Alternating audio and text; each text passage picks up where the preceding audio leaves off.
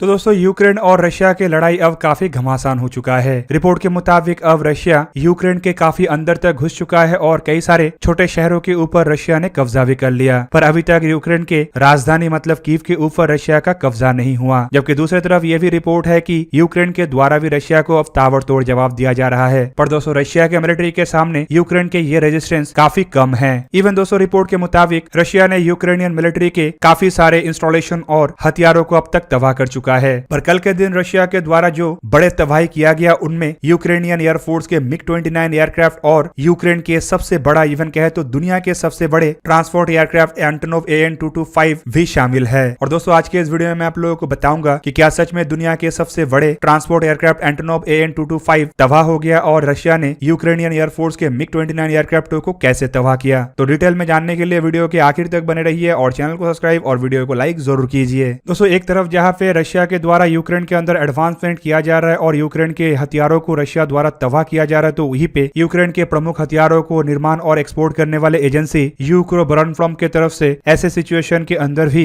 हथियारों के निर्माण करके यूक्रेनियन फोर्सेस के हवाले किया जा रहा है। पर यूक्रोबोरनफ्रॉम के पास फिलहाल इतना क्षमता नहीं है कि ये रशियन आर्मी के द्वारा यूक्रेन के अंदर तबाह किए जाने वाले हथियारों की जगह इतने तेज रफ्तारों से हथियारों को निर्माण करके और एक्सपोर्ट करके भर पाए। जबकि शनिवार के दिन और रविवार के दिन रशिया के तरफ से ये भी दावा किया गया कि रशियन मिलिट्री ने यूक्रेनियन एयरफोर्स के कई सारे MiG-29 एयरक्राफ्टों को भी तबाह किया है। दोस्तों बेसिकली ये एयरक्राफ्ट तो सोवियत यूनियन के जमाने में तैयार किया गया था और अभी भी रशिया द्वारा इसे निर्माण किया जा रहा है, लेकिन सोवियत यूनियन टूटने के बाद यूक्रेन के हिस्से में भी सोवियत के एयरफोर्स के MiG-29 एयरक्राफ्ट आया था और MiG-29 एयरक्राफ्टों को यूक्रेनियन एयरफोर्स के सबसे मॉडर्न एयरक्राफ्ट के रूप में भी देखा जाता है। रशियन मिनिस्ट्री ऑफ डिफेंस की तरफ से शनिवार के दिन एक वीडियो पब्लिक करते हुए बताया गया कि यूक्रेनियन एयरफोर्स के कई सारे MiG-29 एयरक्राफ्टों को रशियन आर्म फोर्सेस ने तबाह किया। जबकि ये वीडियो कितना सही है इसके बारे में कोई अन्य सोर्सेस की तरफ से कोई कंफर्मेशन नहीं आया है, पर वीडियो में साफ दिख रहा है कि एयरफील्ड के ऊपर कई सारे MiG-29 एयरक्राफ्ट तबाह हुआ है। जबकि दूसरी तरफ यूक्रोबोरनफ्रॉम के हथियार सप्लाई जहां पे इतना अधिक नहीं है, लेकिन फिर भी एजेंसी के तरफ से अन्य देशों से भी मदद लेने का प्रयास चलाया जा रहा है और इस प्रयास के स्वरूप यूक्रोबोरनफ्रॉम को एक बहुत बड़ा सक्सेस भी मिला है। रिपोर्ट के मुताबिक जर्मनी की तरफ से यूक्रोबोरनफ्रॉम को रशियन ग्राउंड फोर्सेस के लिए हथियारों का सप्लाई किया गया है और जर्मनी ने करीबन 1000 एंटी टैंक मिसाइल और 500 स्ट्रिंगर पोर्टेबल एंटी एयरक्राफ्ट मिसाइलों का सप्लाई किया है। जबकि खबर यह भी है कि अभी तक यह हथियार यूक्रेन में नहीं पहुंचा और यूक्रोबोरनफ्रॉम की तरफ से इसे यूक्रेन में लाने का तैयारी किया जा रहा है। जबकि कंपनी की तरफ से अपने प्रयासों को लेके जानकारी भी दिया जा रहा है और अपने जनता के साथ साथ दुनिया को भी दिखाया जा रहा है कि कैसे कंपनी रशिया के हमले के बावजूद काम कर रहा है और रशिया के नाक के नीचे हथियारों का निर्माण कर रहा है। कंपनी के स्टेटमेंट में बताया गया है कि इन दिनों के दरमियान भी यूक्रोबोरनफ्रॉम की तरफ से देश की रक्षा करने वाले लोगों तक हथियार और मिलिट्री इक्विपमेंट भेजा जा रहा है। जबकि दूसरी तरफ कंपनी का यह भी दावा है कि कल के दिन मतलब शुक्रवार के दिन ही कंपनी की तरफ से एक रिपेयर्ड होने वाले हेलीकॉप्टर को भी संपूर्ण रूप से ठीक कर लिया गया और उसे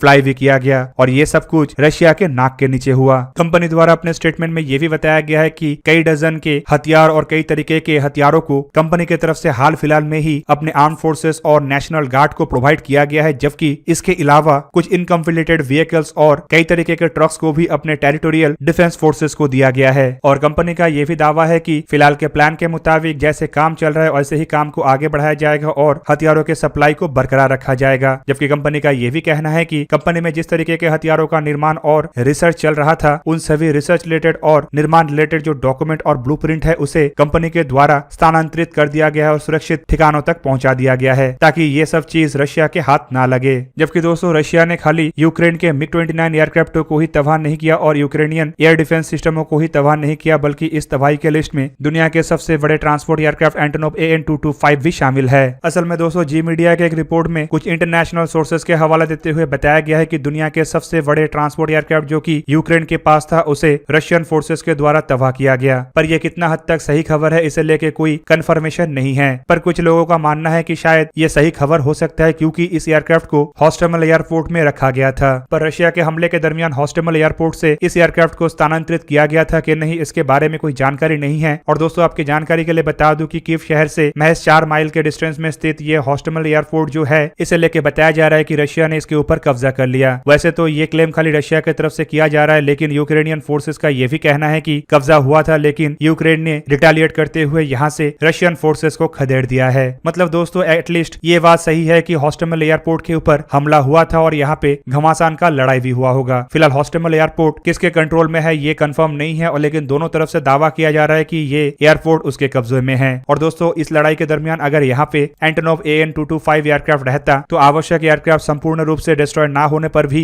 थोड़ा बहुत एयरक्राफ्ट को नुकसान जरूर हुआ होगा। जबकि जी मीडिया के रिपोर्ट के मुताबिक जो रिसेंट फ्लाइट डेटा है उसमें इस एयरक्राफ्ट को जहाँ पे UR-82060 नंबर से रजिस्ट्रेशन किया गया था, तो वहीं पे ये एयरक्राफ्ट अपने आखिरी लैंडिंग के बाद से हॉस्टमिल एयरपोर्ट में ही था। एयरक्राफ्ट ने आखिरी बार हॉस्टमिल एयरपोर्ट में 5 फरवरी 2022 के दिन लैंड किया था। जबकि इसके बाद से हॉस्टमिल एयरपोर्ट से एयरक्राफ्ट बाहर गया है कि नहीं, इसे लेके कोई फ्लाइट डेटा अवेलेबल नहीं है। इसीलिए माना जा रहा है कि एयरक्राफ्ट हॉस्टमिल एयरपोर्ट में ही हमले के दरमियान था। दोस्तों, एंटोनोव 225 एयरक्राफ्ट दुनिया के सबसे बड़े एयरक्राफ्ट है और इतना भारी भरकम आकार का एयरक्राफ्ट है कि इसे रेगुलरली फ्लाई नहीं किया जाता है और कुछ स्पेशल ओकेशन में और स्पेशल डिलीवरी के लिए ही इसका इस्तेमाल होता है। दोस्तों, ये बहुत बड़े आकार के एयरक्राफ्ट असल में 6 इंजनों से लैस है और एयरक्राफ्ट के दोनों तरफ दोनों विंग के नीचे ही 3-3 इंजन होता है। जबकि इसका जो व्हील का संख्या है ये भी नॉर्मल प्लेन के तुलना में काफी अधिक है और रिपोर्ट सजेस्ट कर रहा है कि संभावित लड़ाई के कारण ये एयरक्राफ्ट फिलहाल अपने सही कंडीशन में ना हो और संभावित ये एयरक्राफ्ट तबाह हो गया है।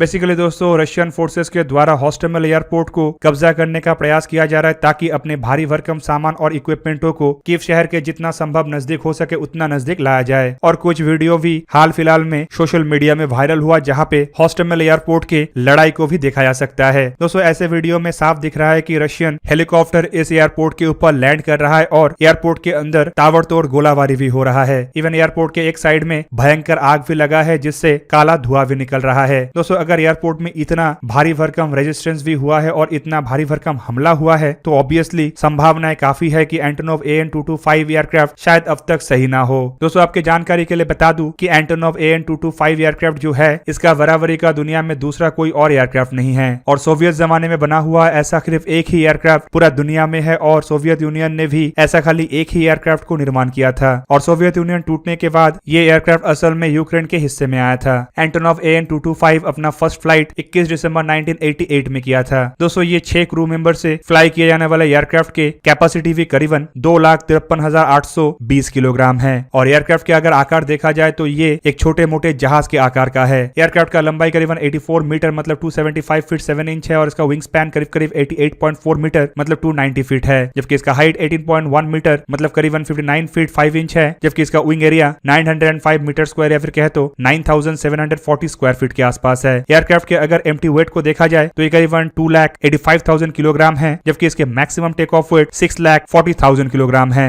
एयरक्राफ्ट के फ्यूल कैपेसिटी भी करीबन 3 लाख किलोग्राम है जबकि इसके कार्गो होल्डिंग वॉल्यूम करीब 1,300 मीटर स्क्वायर है। एयरक्राफ्ट में जो 6 इंजनों का इस्तेमाल किया गया वो असल में D-180 टर्बोफैन इंजन है जिनमें से हर एक इंजन का क्षमता 229.5 किलो न्यूटन है। दोस्तों, ये एयरक्राफ्ट 850 किलोमीटर पर आवर के रफ्तार से उड़ान भर सकता है और इसका मैक्सिमम रेंज 15,400 किलोग्राम है और ये एयरक्राफ्ट करीबन 11 किलोमीटर के ऑल्टीट्यूड तक जा सकता है। पर अगर इस लड़ाई में एंटोनोव AN-225 एयरक्राफ्ट तबाह हुआ होगा तो ये लड़ाई का सबसे बड़ा नुकसान होगा और ये नुकसान खाली यूक्रेन के लिए नहीं बल्कि पूरा दुनिया के लिए होगा क्योंकि दुनिया के पास ऐसा कोई एयरक्राफ्ट नहीं था जो इतने बड़े आकार का हो या फिर इतने भारी भरकम पेलोड को कैरी कर सके। इवन इसे इंजीनियरिंग मार्वल भी कहा जाता है और ये एक तरीके से दुनिया का 8वां अजूबा जैसा भी था। तो दोस्तों, ये था आज का वीडियो। अगर आपको वीडियो अच्छा लगा तो लाइक कीजिए और मेरे चैनल को सब्सक्राइब कीजिए और साथ में बना हुआ बेल आइकन को भी प्रेस कर दीजिए ताकि आप मेरा वीडियो देख पाए सबसे पहले। जय हिंद।